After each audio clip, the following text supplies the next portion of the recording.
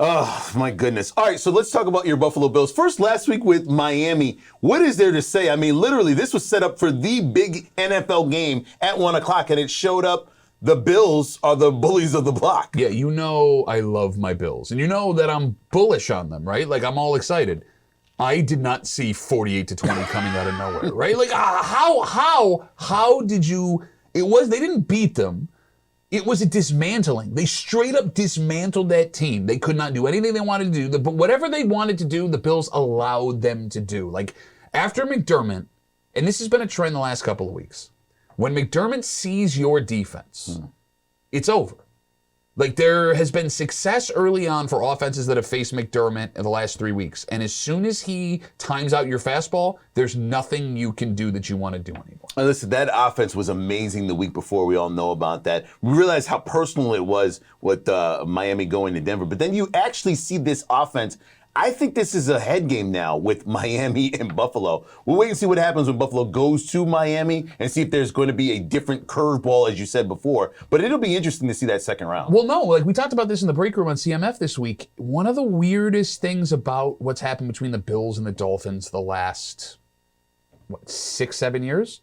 Miami, no matter what they do, you can sign the best players in the league, because you can argue that their roster is more talented than Buffalo's, right? You can argue that the offensive mind of Mike McDaniel, head coach there, should be out-dueling Sean McDermott. For whatever reason, Miami cannot beat Buffalo. No matter what they do, it's not going to happen. And teams have those weird foils. Like Ali had Norton, the Bills have the Jets the last couple of years, the Bengals have the Browns. For whatever it is, the Dolphins cannot figure out the Bills. Meanwhile, looking ahead to a game that is a little bit different in a sense that it's in a different building. We have the Bills, who are unbelievable right now. Some would rank maybe the best team in the NFL. Taking on the Jaguars, still basically 500, 2-2 on the year. What are your sort of thoughts going into that game? I can't figure out Jacksonville, so I've watched 2 separate Jacksonville games all the way through this season, because I like to scout and then give information that they don't want to hear about for the Bills. Yes.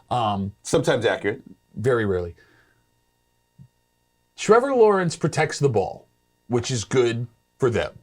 Outside of that, I mean, they have like big play capability. Their defense has the ability to get after the quarterback, but they can also just completely break down at moments. This team reminds me of a Bills drought team with a better quarterback. Like if Rex Ryan's first season in Buffalo, he had Trevor Lawrence instead of Tyrod Taylor, that's what this Jaguars team reminds me of.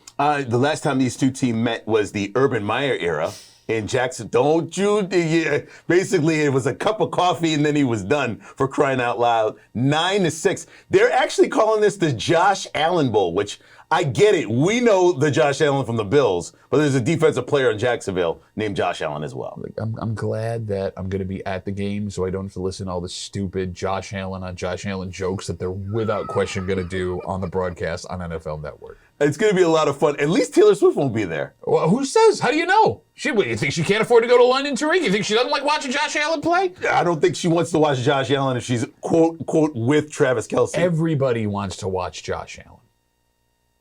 On that note,